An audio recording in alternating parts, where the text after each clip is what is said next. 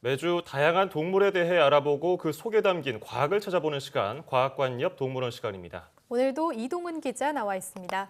이번 시간에는 어떤 동물에 대해서 알아볼까요?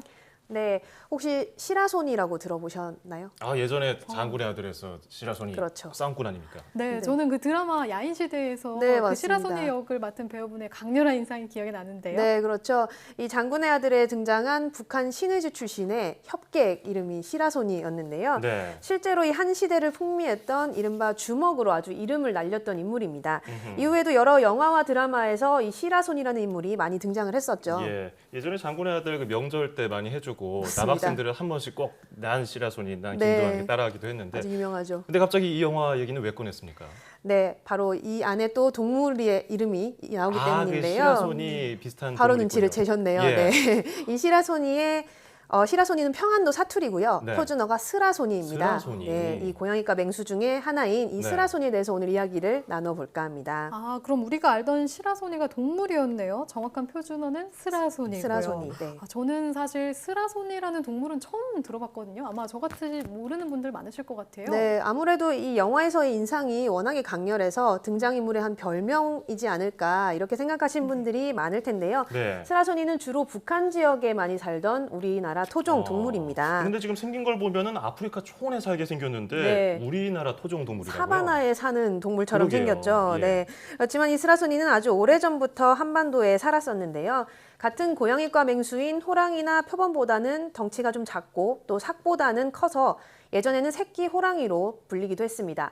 또 좀 미안한 말이지만 얼굴이나 표정이 못났다고 해서 선조들이 못생긴 호랑이라고 불렀다는 설도 있습니다. 아이고. 아, 정말요? 화면으로 보니까 못생겼다기보다는 좀 호랑이보다는 약하지만 삭보다는 좀 강한 그런 중간 네. 느낌인데요. 네, 고양이와 생김새가 아주 많이 닮아 있는데요. 하는 행동도 고양이와 좀 많이 비슷합니다. 역시 고양이과 동물답게 야행성이고요. 평소에는 발톱을 숨기고 있다가 사냥을 할 때면 발톱을 아주 날카롭게 드러냅니다. 이 보는 것과 달리 좀 많이 사나운 편인데요.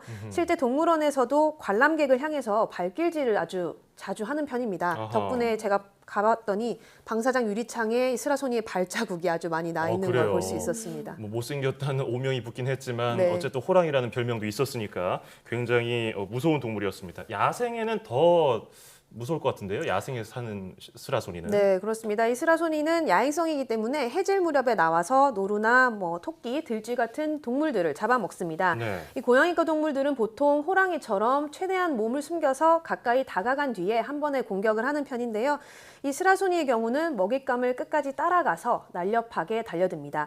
이 스라소니에 대해서는 일격필살 이런 표현을 쓰더라고요. 어허. 이 덩치는 작지만 몸이 유연하고 점프력이 뛰어나서 자기보다 서너 배 큰 동물도 사냥할 수 있고요. 단숨에 목덜미를 이렇게 물어서 한 번에 먹잇감을 제압하는 편입니다. 또 워낙에 나무도 잘 타고요. 수영도 잘하는 편이라서 사냥에는 아주 유리한 동물입니다. 못하는 게 없네요. 되게 작은 줄 알았는데 되게 사냥에 강한 동물이네요. 네, 맞습니다. 네, 그런데 사냥에 강한 동물은 그래도 찾아보면 많이 있을 것 같은데 이 스라소니만의 특징은 없을까요? 네, 이 스라소니만의 필살기가 하나 있습니다. 이 바로 귀 끝에 안테나처럼 나 있는 검은 털인데요. 네. 이 스라소니의 얼굴을 보시면 이 귀 끝에 뾰족하게 올라와 있는 부분이 있습니다. 그러네요. 보입니다. 아, 네, 이 털을 이용해서 필요 없는 소리를 걸러내고요. 또 먹잇감의 소리만 선명하게 들을 수가 있습니다. 실제로 보시면 이 스라소니 귀가 좀 큰 편이에요. 그래서 귓바퀴가 넓을 뿐만 아니라 이 털이 안테나 역할을 해서 청력에 도움을 주고요. 소리를 모아주는 역할을 합니다. 예. 이 덕분에 사냥을 할 때면 500m 이상 떨어진 곳에 있는 사슴이나 노루 소리도 아. 찾아낼 수 있다고 합니다. 예. 야, 저렇게 청력이 좋으면은 이게 생활하는데 불편하지 않을까 생각이 들기도 하는데 굉장히 독특한 귀를 가졌네요. 네. 근데 스라소니는 아까 맹코도 잘 모른다고 했지만 익숙한 동물은 아니잖아요. 네, 맞습니다. 이 과거 우리나라에 살았던 것으로 알려지긴 했지만 이제는 완전히 사라졌습니다. 아. 네, 사실상 남겨진 기록도 많지 않은 편이고요. 과거에 뭐 호랑이처럼 가죽을 벗겨서 임금께 진상을 한다거나 아니면 뭐 큰 피해를 입혀서 신고를 한다거나 이런 일들이 많지 않아서 예. 스라소니는 기록이 많지 않은 편이라고 합니다. 네, 그러고 보면 정말 과거에 우리나라엔 있었지만 현재는 없는 그런 동물들이 참 많은 것 같아요. 네. 아까 방사장에서 보고 오셨다고 했는데 그럼 그래도 우리가 동물원에 가면 볼 수 있는 건가요? 네, 맞습니다. 우리나라 동물원에 이 스라소니 한 쌍이 있는데요. 아주 반갑 반갑게도 지난해 번식에까지 성공을 했다고 다행이네요. 합니다. 예, 담당 사육사의 설명을 한번 들어보시죠. 우리나라에서는 이제 저희 방사장에 있는 게 2마리인데 이 2마리가 작년에 새끼를 낳아서 한국 최초로 스라소니 번식을 성공했고요.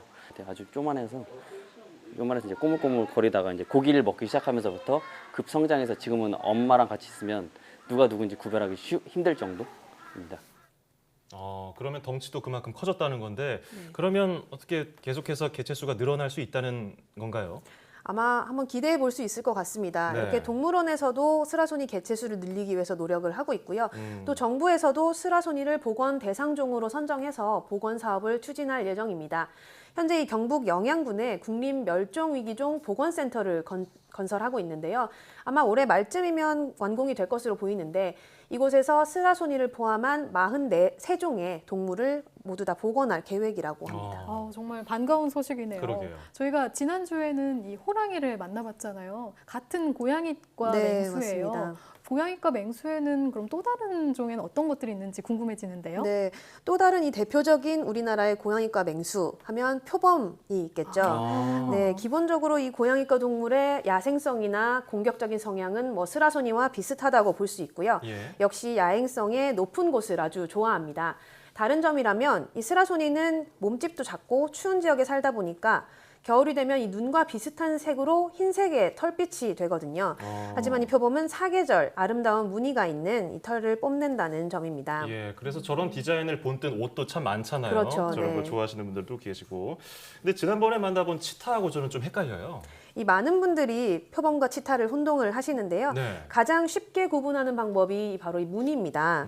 이 치타는 자세히 보시면 이 무늬가 네, 동글동글하게 나와 있고요. 예. 네, 얼굴을 보시면 이 눈에서부터 턱까지 검은 줄이 있는 반면에 표범은 줄무늬가 없습니다. 또 이 아까 말씀드린 아름다운 줄무늬가 특징이다 이렇게 말씀을 드렸는데 예. 네, 네. 동글동글한 무늬와 달리 이 매화한 모양에 가까운 가운데가 비어 있는 모양을 볼 수가 몸통에 있습니다. 있는 전박이 무늬가 조금 다르네요. 네, 이렇게 확연히 보니까 이렇게 정확히 비교해 알수 보면 있겠어요. 확실히 네, 다른 것을 볼 수 있죠. 예. 네, 저도 혼동했었는데 이렇게 보니까 확실히 구별할 수 있을 것 네. 같은데요. 그럼 이 표범도 스라소니처럼 야생에서는 우리가 이제 더 이상 볼 수 없나요? 네, 안타깝게도 이 우리나라의 호랑이보다 사실 표범이 더 많이 살았다고 합니다. 지난 시간에 저희가 호랑이도 일제강점기에 많이 말살이 됐다 이렇게 말씀을 드렸었는데 표범 역시 일제강점기를 거치면서 그만큼 많이 무분별하게 사냥이 됐습니다. 예. 1970년대에 사실상 마지막 한국 표범이 죽으면서 우리 토종 표범은 야생에서는 이제 모두 사라진 것으로 보입니다. 속상하네요. 네, 그렇지만 이제 러시아 지역에서 사라진 표범을 복원하기 위한 사업이 아주 활발하게 이루어지고 있고요. 아마 몇 년 안에는 한국 표범도 이렇게 복원이 되지 않을까 기대를 하고 있습니다. 네, 우선 보건 연구가 이루어지고 있다니 되게 다행스러운데요. 네. 그런데 그래도 생각해 보니까 우리가 만나본 고양이과 맹수들이 대부분 멸종 위기에 있는 것 같아요. 네, 그렇습니다. 이 현재 우리나라 야생에서 볼 수 있는 유일한 고양이과 맹수가 삭입니다. 이제 삭만은 그래도 야생에서 저희가 만나볼 수 있는데요. 지금도 가끔 서식지나 배설물이 발견되기도 하고요. 농가에서 삭에 의한 어떤 가축 피해가 일어났다는 신고가 들어오기도 합니다. 또 얼마 전에는 동물원에서 방사한 삭이 새끼를 낳으면서 자연에 적응한 모습이 관찰되기도 했는데요. 하지만 이 삭도 역시 멸종 위기 야생생물 2급입니다. 그만큼 이 스라소니처럼 사라지지 않으려면 꾸준한 관심과 보호가 필요할 것 같습니다. 예, 뭐 스라소니부터 표범까지 다양한 고양이과 동물들 만나봤는데 뭐 새로운 동물을 만나서 반가웠지만 또 씁쓸하기도 합니다. 네. 보호가 잘 이루어져야겠습니다. 이동훈 기자 오늘 잘 들었습니다. 고맙습니다.